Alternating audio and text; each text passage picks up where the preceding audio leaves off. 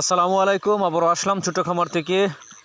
আজকের যে বিষয়টা নিয়ে আমি আলোচনা করব, আমাদের সেটের যেবারে মুরগিগুলো তুলেছি এর মাঝেও আমি প্রথমে যেদিন আমাদের সেটে মুরগি তুলেছি সেদিন যে একদিনের বাচ্চা সেই নিয়ে আমরা একটা ভিডিও দিয়েছি। ইনশাল্লাহ আজকে আমাদের মুরগির বয়স হচ্ছে প্রায় 26-27 দিন। আলহামদুলিল্লাহ মুরগিগুলো অনেক ভালো।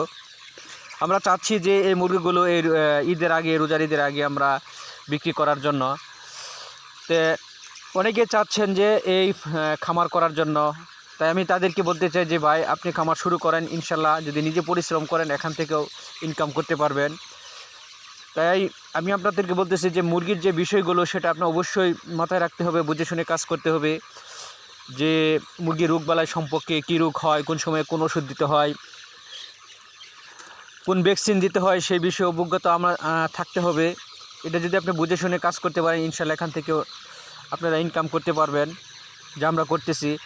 আমাদের যে মুরগির যখন বাচ্চাগুলো আমরা যে সেটে তুলেছি 18 দিনের ভিতরে আমরা তিনটা ভ্যাকসিন দিয়েছি আমাদের মুরগিদের।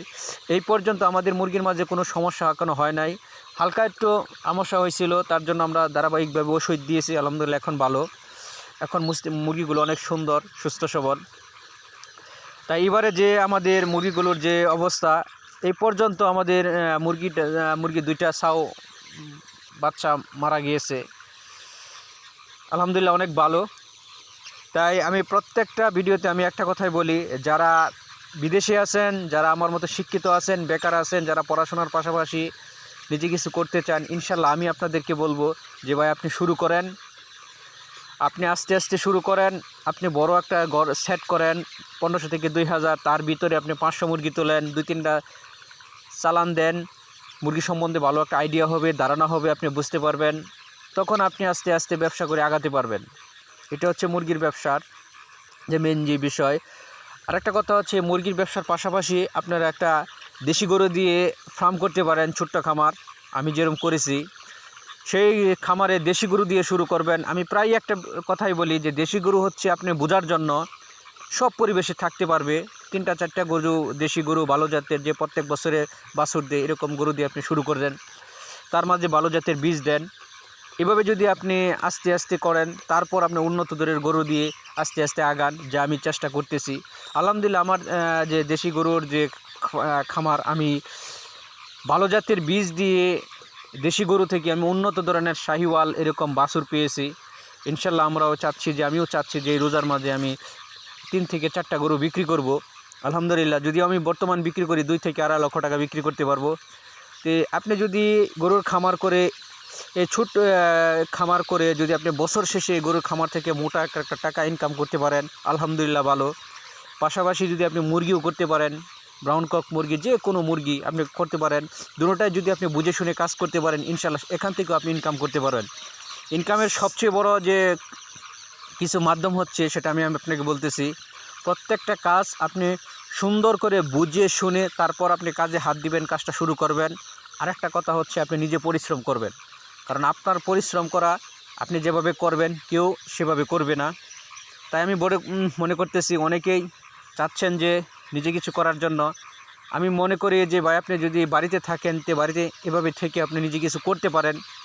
আপনি যখন শুরু করবেন, অনেকেই আপনাকে অনেক কিছু বলবে যে এই কাজ তোর দ্বারা হবে না, বা তুই করতে পারবে না, মরে যাবে, এই ইত্যাদি। আসল কথা হচ্ছে, এটি হচ্ছে সম্পূর্ণই নিজের উপর। ইনশাল্লাহ আপনারা ভিডিওটা দেখেন, অবশ্যই আমাকে জানাবেন।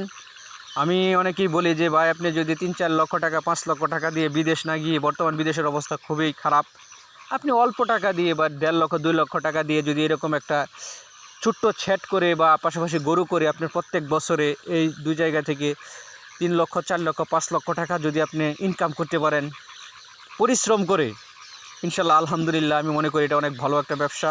নিজের পরিশ্রমেই হচ্ছে লাভের সবচেয়ে বড় অংশ।